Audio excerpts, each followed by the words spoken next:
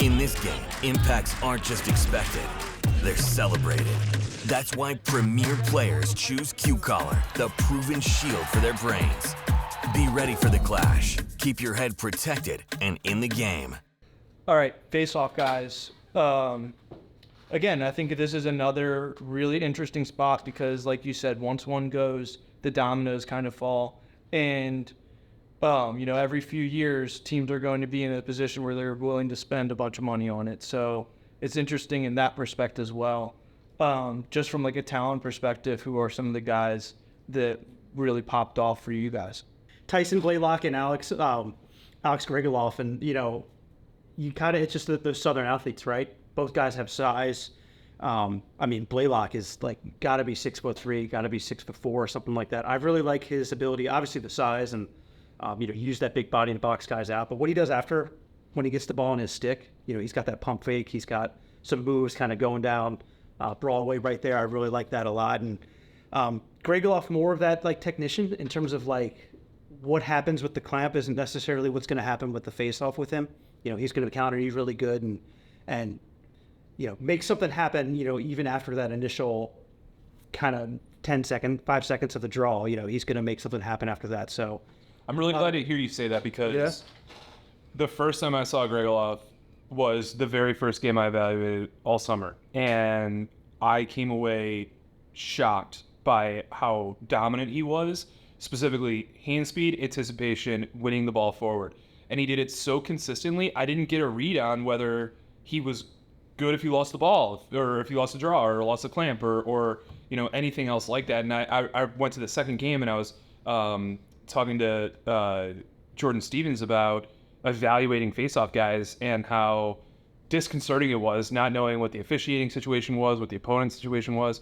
And, he started to talk about some of the things he values about, just trying to evaluate face-off guys. And so it was actually really fortunate because I kind of kept that in mind all summer. But it is really good to hear. I saw the opposite. Yeah. I saw him lose a bunch of clamps and then still come up with the ball. So I think, add that together, I think you got something pretty good there. And before we shift away from them, I actually have another North Carolina face-off kid that is also really impressive. It was really good last fall at IDX. I saw him again at Best in Class. That's Sean Brennan, a Greensboro Day School fella. And again, he's very similar to what you were just saying, where it's after the draw, he is spectacular. He is so explosive getting to the goal. I imagine that I didn't see him lose a ton of faceoffs, but I imagine he'd be able to tune that athleticism and be a guy that you don't have to worry about subbing every time, right? If he got stuck on defense, you might be able to live through it. But when he wins the ball, every time the ball goes into his stick, he's like a shot out of a cannon, running by a faceoff guy, running by poles, and getting to the goal, two-handed, shooting the ball, really, really impressive. Well, and there's another one, and that's Quinn Fruit from the Cannon School, son of Brett Fruit, the commissioner of the NLL. And, he's kind of been on the radar for about 2 years at this point. And for me, when I evaluate Quinn, it starts with his athleticism all around, especially relative to kind of some of the finer details, which is probably a function of my ability to evaluate face-off guys relative to some other positions on the field.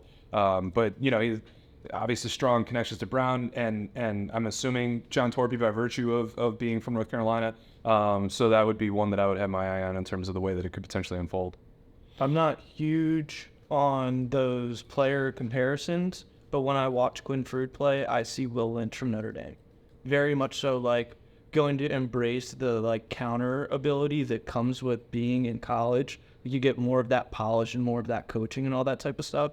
And I think that that's going to be an element of his game that really excels as he gets older and gets, more development. Well, and it's not just about counters. It's also about improvement. That's been my thing about Will Lynch. I remember Nigasella freaking out on the podcast after he struggled against either Maryland or Georgetown in his freshman year. And I was like, there are very few players in this team that are going to get better as fast and as much as Will Lynch is going to.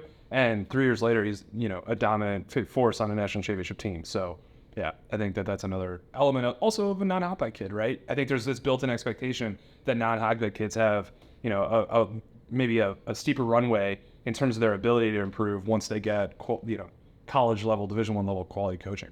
Have we not talked about the guy who might be the best guy in the class yet? Aaron Pressman. Speaking of non-hotbed guys, guy from Illinois. One of those guys, you said adjustments, like it feels like he's always adjusting where the ball's going to exit out to.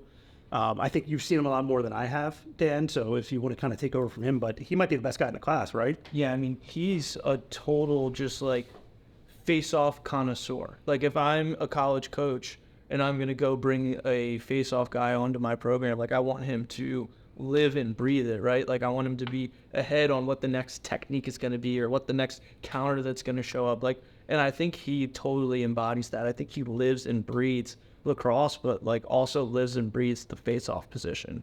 And he's really talented on top of it, right? Like I don't want to diminish any of that. I think he does a really good job of like understanding exactly what the move that's available to him is. I think he surveys and understands what the spacing on the field is. Like he has a connection with his wings, and I think he just takes a cerebral approach to everything that he does with it. And then on top of it is, pretty dang good as well. And it can't be understated, especially at this point, like the handle afterwards. He's not a guy that I would ever be concerned with. Like if a team's going to elect to put a pole on there, let him win it, and then try and take the ball from him, like good luck. Another non-Hepec guy whose recruitment I'm going to have my eye on is Gentry Curtis.